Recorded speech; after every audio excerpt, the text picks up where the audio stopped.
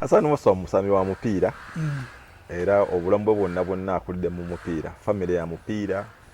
Tata wange yali wa mupiira omugenzi Hassan Biruma, mama wange yali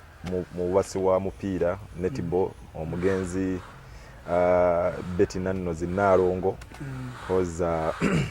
family yonna kyenkana koza batudde ne ku baganda bange basambi ba mupiira basambako Katoya samu mupiira paka Kiwuli n'akita ne tudda ku baganda bange Moses Abudu Biruma Farida nali nyazanya volleyball Jalia Nasuna volleyball kati kwegamba family yonna ya kapira ya mizannyo omwana gyali waka afumba abobeza naye tujja kulaba time we netuuka entuufu nga tumujjayo. Mu Uganda muno nsambidde mu tiimu 3 KCC Villa ne Vipers era zizo tiimu zokka zinasambira mu ggwanga muno apart from nga nakatandika okujoininga league o tiimu bali bagiyita Kampala United nga nkyali muto nga yali yakochingwa Kochironyese nga mulumba senior player nga n'omugenzi Majidi Musi agiteekamuko ku ssente nasambirako ne Nakawa United mu regional era eyo gye bandabira okuntwala mu KCC ye. Nze jane yange tebadde y'amaanyi nnyo mu league ya Uganda. Jane yange ebadde ya myezi 6 oba season emu kati KCC nagizanyira season emu.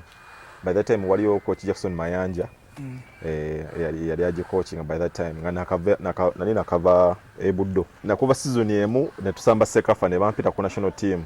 era coach Jackson Mayanja ali ku team ne coach Zaba Lazlo. Coach Jackson Mayanja nagamba nayo omwana akuba center back ne midi tumwegese era coach Zaba weyanda babwati nagamba ono ye mwetaagira ddala era omukisa ne gunkwata ne tugenda tusamba Sekafa Ethiopia nakuba tournament eyo twavira ku semi Sudan yatukuba mu penalty era mbana akamaliza game ya Sudan ba agent bajja babiri mu camp yaffe ne bagamba Hassan tukwetaaga ne ngamba sina agent naye ekyanyamba by that time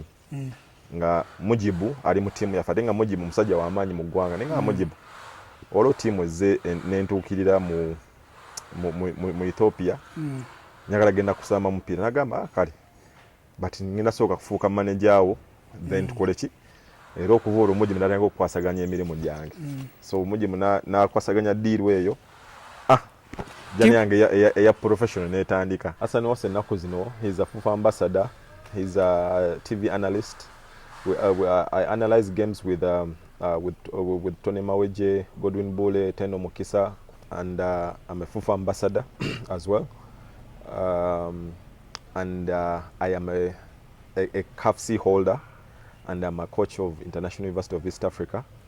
So saa zino byendiko era nze sijjava mu mupiira kozi omupiira gwo gunfudde kikyendi era in due course mase waddako njaga kumaliriza CAF B yange then neyongereko level cause bw'osoma omutendera oba weeyongerako so era target yange yakugenda ku national team so bino byonna tubikola kubeera nga tu practicinga okwetegeka tetwagala kubuuka step yonna but soma otandike mpola mpola cause nze negomba nnyo bayire bakocha bali ku national team negomba nnyo